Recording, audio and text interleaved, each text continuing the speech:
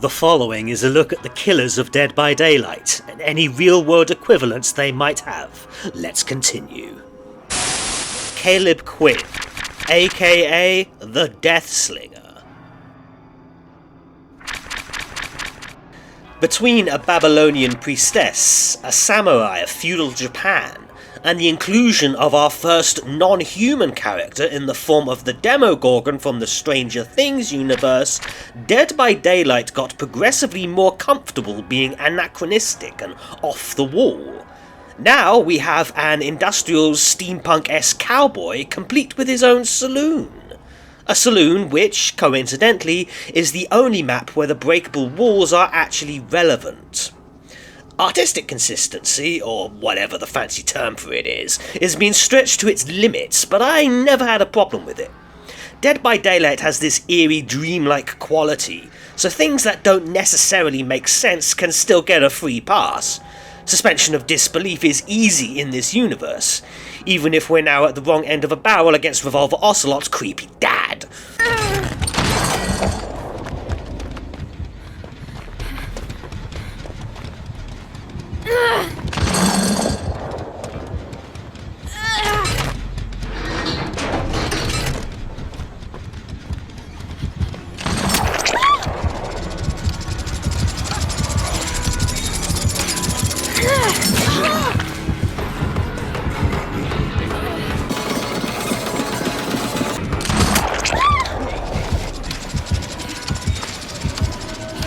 Caleb Quinn was born to an Irish immigrant family in the United States during the Wild West. Despite struggling with poverty and discrimination, Caleb was apparently encouraged by his father in technical pursuits, and I assume the two were close. Caleb started working on various gizmos, including a sadistic device he wanted to use against his school bullies. Psychopathic nature and psychopathic nurture come together for this one. As an adult, Quinn kept inventing new devices. Most notably was some machine that could replace railway workers. But this invention was ultimately stolen and rebranded from under him. The culprit was the railway line owner, Henry Bayshaw. After a bloody confrontation that didn't result in a murder just yet, Quinn was imprisoned for 15 years, but he wouldn't serve all of that. His time in prison was mixed, but he got in the good graces of the warden by providing him with torture devices. I don't know what those entail, but they do at least speak to the innate sadism of this character, as well as his willingness to condemn his fellow convicts in order to get ahead. But there's another detail that almost slipped me by. Caleb's interactions with the prison warden technically counts as a prison relationship. This is a trope I didn't expect to come up, but it's depressingly common in true crime. Those serial killers really are charming. However, there's usually a romantic component with real-world prison relationships, which we don't see with Caleb Quinn.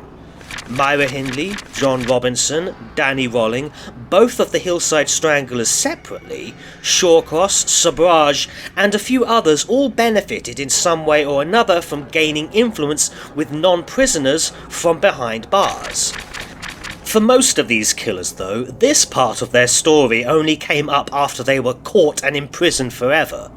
The two exceptions are Robinson and Sabraj, two of the most devious and tactical killers from my project, who also secured early releases.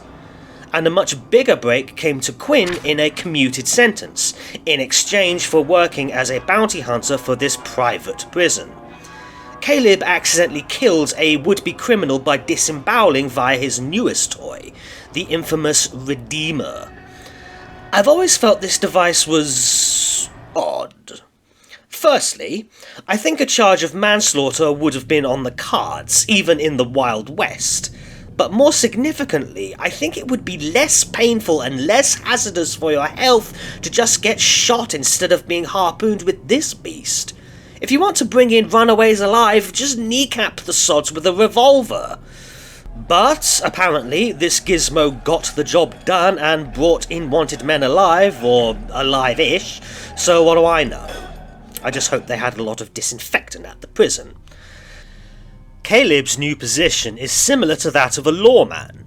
Yes, he's a convict, but this new line of work technically makes him a policeman of sorts, at least the Wild West equivalent. Skipping ahead, working as law enforcement won't come up with any other killer. Well, except Wesker, I suppose. Why bring this up? Well, it's common for serial killers to have a keen interest or even be part of policing. Bianchi, Kemper and Jesperson all tried to enlist but couldn't for various reasons. Other killers were more successful in becoming cops. John Christie, Dennis Nilsson and Robert Hansen have a history with policing, but it didn't factor into their crimes and they were hardly distinguished cops. Meanwhile, other serial killers had long careers in law enforcement. Joseph DeAngelo, Serhir Tuck, Florence Oliveira, and Mikhail Popkov were all coloured and distinguished by their jobs as cops. Why are there so many cops in my projects?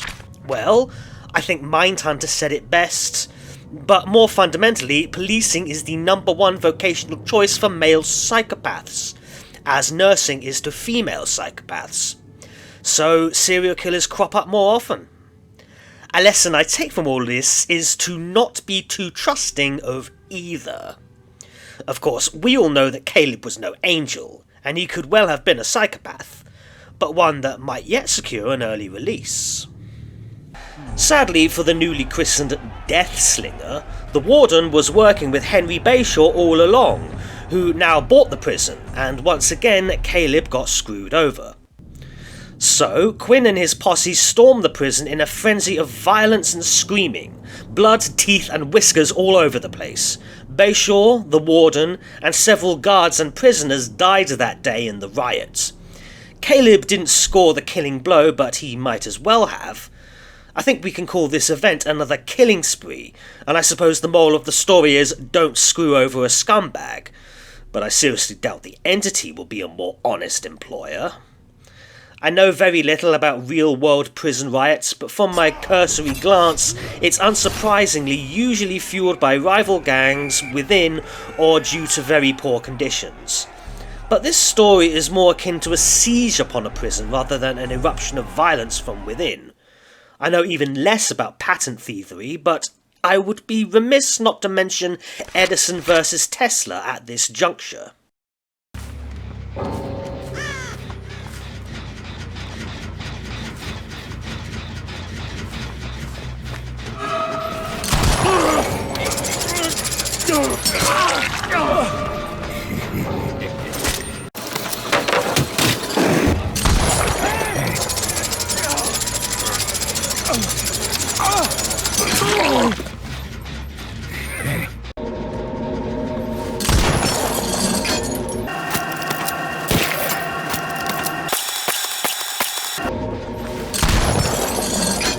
This was quite a lot of biography, signifying behaviour have not only loosened their grip on art style, but allowing the writers to give us as much lore as they like, and that's great as far as I'm concerned.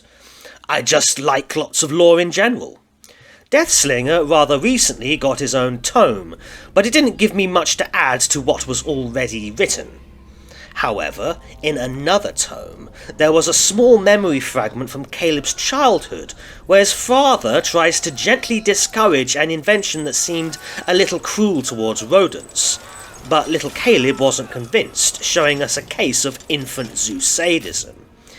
It further drives the point home that Caleb Quinn was a cruel and likely psychopathic man, who was himself played by cruel and likely psychopathic men.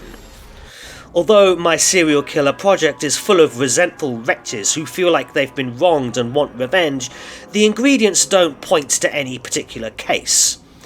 I think the Deathslinger does count as a serial killer, or serial manslaughterer maybe, but whatever limited knowledge I have is useless here. Although to be fair, my knowledge is useless everywhere, so I don't know, go watch something else, maybe a Civ 5 playthrough.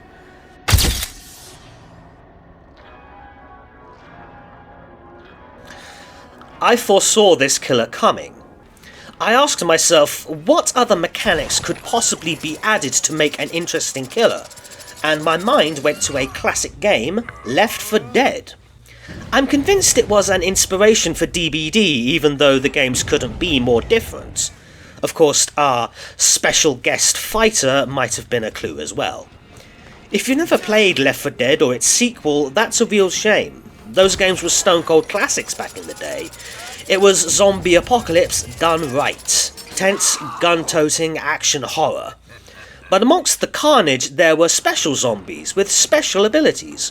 One was the Smoker.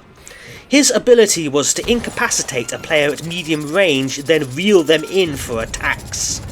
That reeling mechanic had potential, and I foresaw this idea could be translated into DBD.